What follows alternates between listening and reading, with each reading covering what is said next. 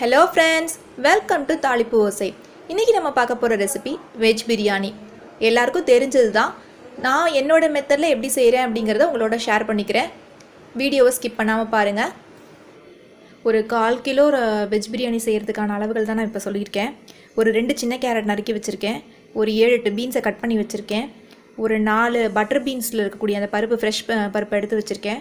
ஒரு சின்ன ஃப்ளாரட் காலிஃப்ளவரை வார்ம் வாட்டரில் சால்ட்டு போட்டு அதை வாஷ் பண்ணி வச்சுருக்கேன். ஒரு பொட்டேட்டோ சின்ன சைஸ் பொட்டேட்டோ எடுத்து வச்சுருக்கேன். பீஸ் ஒரு 2 டேபிள் ஸ்பூன் கிட்டே எடுத்திருக்கேன். பச்சை மிளகா 3 எடுத்திருக்கேன். பெரிய வெங்காயம் நல்ல பெரிய சைஸாக இருந்ததுன்னா 1 எடுத்துக்கோங்க. இது கொஞ்சம் மீடியம் சைஸாக தான் இருந்ததுனால ஒரு சின்னதும் ஒரு மீடியம் சைஸும் நான் எடுத்திருக்கேன். தக்காளி நல்ல நாட்டு தக்காளியாக குழன்னு இருக்கக்கூடியதாக பார்த்து எடுத்துக்கோங்க. நல்லா பழமாக இருக்கணும். இந்த மாதிரி பழமாக இருக்கிற மாதிரி பார்த்து எடுத்துக்கோங்க. அதுதான் நல்லா டேஸ்ட்டு தரும். பெங்களூர் தக்காளியாக இருந்தால் கூட எடுத்துக்கோங்க, புளிப்பு கம்மியாக இருக்கும்.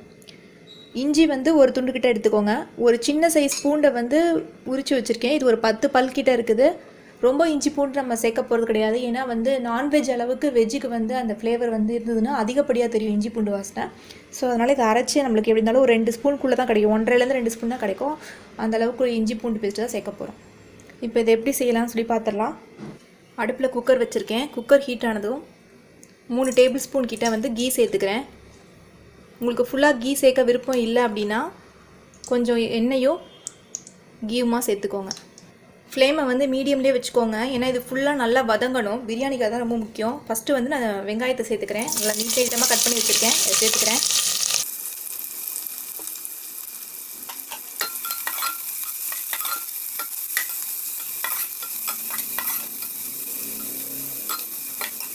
ஆனியன் இந்த அளவுக்கு வதங்கினதுக்கப்புறம் இதில் தக்காளி சேர்த்துக்கிறேன். நான்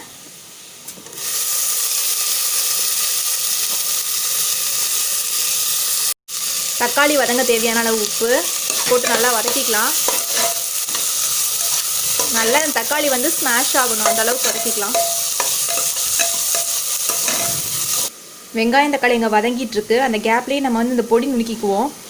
இதுக்கு பார்த்தீங்க அப்படின்னா பட்டை நல்லா இவ்வளோ பெரிய துண்டை பட்டை எடுத்துக்கோங்க. ஒரு 1/4 டீஸ்பூன் குறைவாக சோம்பு, ஒரு 3 ஏலக்காய், ஒரு 4 கிராம்பு, இவ்வளோ தான் வைக்க போகிறேன். நான் வேறு எந்த வாசனை ஜாமானும் நான் வைக்க போகிறதில்ல.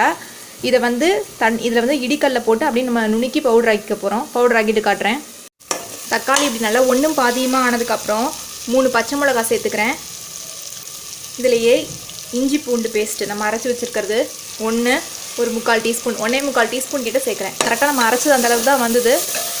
ஸோ 1.25 டீஸ்பூன் கிட்ட சேர்த்து நல்லா வதக்கிக்கலாம்.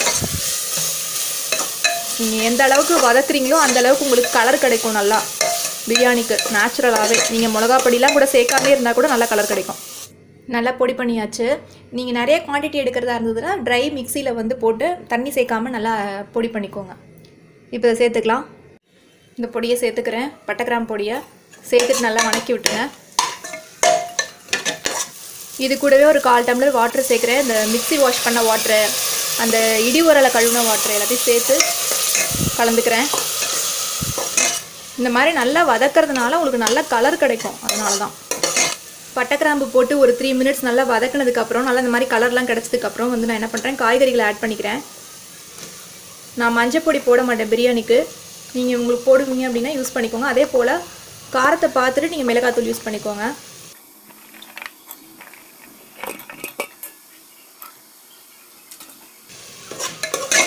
நல்லா வதக்கிக்கலாம் இந்த மசாலாவோட சேர்த்து. காய்கறிக்கு தேவையான அளவு உப்பு,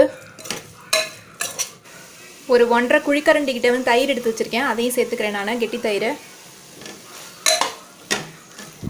தயிர் கொஞ்சம் புளிப்பு சுவையுடையதாக இருக்கிற மாதிரி பார்த்துக்கோங்க. ஒரு கைப்பிடி அளவுக்கு புதினா சேர்த்துக்கிறேன். தண்ணி சேர்த்துக்கலாம். 1க்கு 2ங்கிற அளவுக்கு தண்ணி சேர்க்க போகிறேன் நான் இப்போது.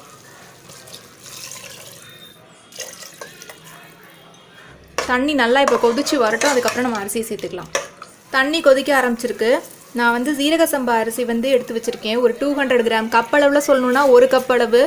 ஆழாக்கு அப்படின்னா ஒரு ஆழாக்கு கிட்டத்தட்ட 1/4 கிலோவுக்கு கொஞ்சம் குறைவாக ஒரு 25 கிராம் குறைவாக எடுத்து வச்சுருக்கேன். நான் இதை வாஷ் பண்ணிவிட்டு ஒரு 20 மினிட்ஸ் நான் தண்ணியில் ஊற வச்சுருந்தேன். இப்போ இதை சேர்த்துக்கிறேன். நான் 100 கிராம் படியில் வந்து 2 படி, அதாவது 100 கிராம் மெஷர்மெண்ட் உள்ள குவான்டிட்டியில் வந்து ரெண்டு தடவை எடுத்திருக்கேன் அரிசி. அதனால் வந்து 4 டம்ளர் தண்ணி ஊற்றிருக்கேன்.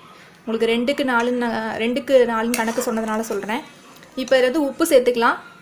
சாப்பாட்டுக்கு தேவையான அளவு ஃபுல்லாக சேர்த்துருங்க. ஏற்கனவே காய்கறிக்கும் தக்காளி வதங்கிறதுக்கும் போட்டிருக்கோம், அதுக்கேற்ற மாதிரி பார்த்து சேர்த்துக்கோங்க. இப்போ அரிசியும் தண்ணியும் சேர்ந்து நல்லா வந்து கதன்னு வரணும், கொதிச்சு அரிசியும் தண்ணியுமா வரணும். அது வரைக்கும் நான் ஓப்பனில் தான் வச்சுருக்க போகிறேன். இப்படி அரிசியும் தண்ணியுமா கொதிச்சு வந்ததுக்கப்புறம் நம்ம குக்கரை க்ளோஸ் பண்ணிக்கலாம். க்ளோஸ் பண்ணுறதுக்கு முன்னாடி வந்து ஒரு 1/2 டீஸ்பூன் கிட்ட கீ சேர்த்துக்கிறேன். உப்பெல்லாம் செக் பண்ணுறதுனால டைமில் செக் பண்ணிடுங்க. நடுவில் வந்து எதுவும் கிண்டிலாம் விடலை நான், அது பாடு கொதிச்சுட்டு இருந்துச்சு. ஸோ இந்த மாதிரி அரிசியும் தண்ணியும் நல்லா கதன்னு வந்ததுக்கப்புறம் குக்கரை க்ளோஸ் பண்ணிக்கலாம். க்ளோஸ் பண்ணி வெயிட் போட்டுக்கலாம். வெயிட் போட்டு நல்லா சிம்மில் வச்சுருங்க. அடுப்பை எந்த அளவுக்கு முடியுமோ அளவுக்கு சிம்மில் வச்சு ஒரு 10 மினிட்ஸ் அப்படியே விட்டுருங்க. 10 மினிட்ஸ் கழித்து அடுப்பை ஆஃப் பண்ணிக்கலாம். 10 மினிட்ஸ் கழித்து உடனே ஓப்பன் பண்ணிடாதீங்க. அதுக்கப்புறம் ஒரு 15 மினிட்ஸ் விட்டுருங்க. டைம் விட்டு தான் நம்ம ஓப்பன் பண்ண போகிறோம். குக்கர் ஆஃப் பண்ணி ஒரு 15 மினிட்ஸ் கிட்ட ஆகிடுச்சு. இப்போ பிரியாணி எந்த அளவுக்கு வெந்திருக்கு, எப்படி இருக்குன்னு சொல்லி பார்ப்போம். நல்லா கலர்ஃபுல்லாக சூப்பராக பிரியாணி ரெடி ஆயிடுச்சு. எவ்வளோ சூப்பராக எவ்வளோ கலர்ஃபுல்லாக இருக்குது பாருங்களேன்.